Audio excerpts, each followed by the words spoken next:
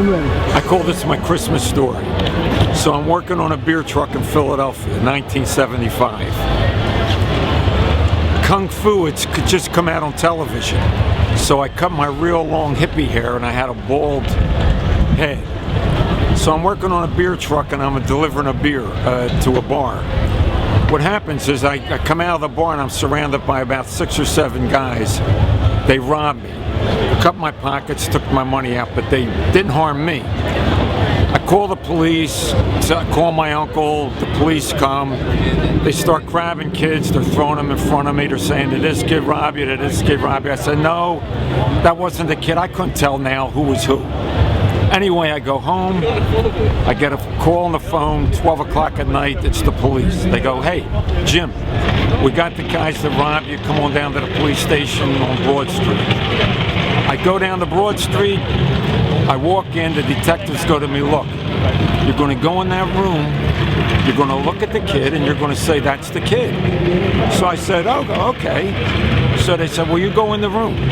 So I open the door, and the kid got his back to me. So he turns around, and he's this real exotic-looking black guy, real slanty eyes.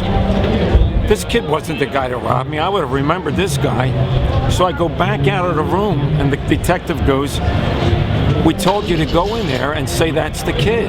I said, yeah, but that's not the kid. So they said, Jim, they showed me this big sheet. They said, we want this kid. This kid's wanted for 20 different things. They said, we got him now as long as you say he's the kid. I said, oh, man. So I go back in the room. Well, now, you know, I had my hair cut in the bald head like Kung Fu. So the kid spins around, he looks at me, he goes, hey man, he goes, who are you, Kung Fu? So I just laughed, but I didn't say anything. I come back out of the room. The detective goes, what the fuck did we tell you to say? Say that's the kid. I said, officer, I can't do that. I said, he's not the kid. They said, all right, Jim, you're a white kid, you're riding around the ghetto delivering beer. We don't see you anymore, man.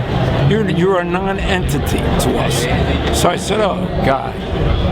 All right, 2 weeks later, I'm on a beer truck, delivering beer. It's getting dark at night. It's Christmas Eve. This bar wanted the beer. Okay, my uncle said deliver it.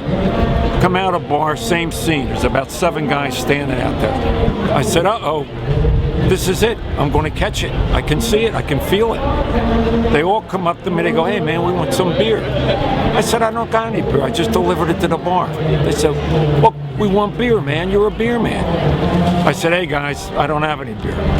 Just as I feel like I'm going to catch a shellacking, I hear a whistle across the street. And all these guys stop and they all turned around. And we're looking down, it's real dark. And they start walking across the street. I jumped in my van, and as I'm taking off, a guy comes out from behind the light, a guy that was whistling, and he stands in front of my van. So I couldn't go now without hitting him. So I said, yo, get out of my way.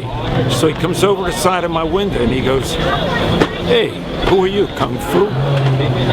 I said, he goes, yeah, I'm the kid. I said, wow, it was the kid that was in the police station that I didn't say robbed me. And I went on my way. That's amazing. I know. That's nice. I know, it was great.